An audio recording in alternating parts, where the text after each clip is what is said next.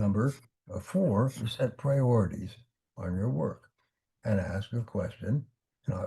In my new book, Eat That Frog, the new version, we have a whole section on habit pattern development because what we've concluded is that your habits make you and you make your habits.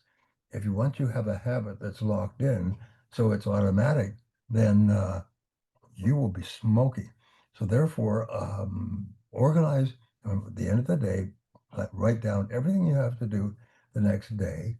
And then you ask this question, if I could only do one thing on this list before I was called out of town for a month, what one thing would I be sure to do?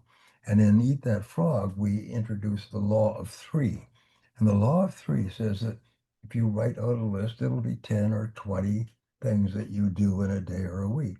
But if you ask this question, what one thing would have the biggest difference? That'll jump out at you. Then you ask it again, what would be number two? What would be number three? And there's always three tasks that account for 90% of your value, your success, your future, your income. There's three things.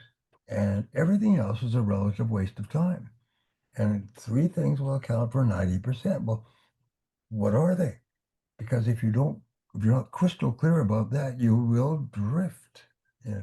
That there's that famous line from Mae West, the actress, and she said, "When I was young," she said, "I was as pure as the driven snow, and then I drifted." And I always like that one later.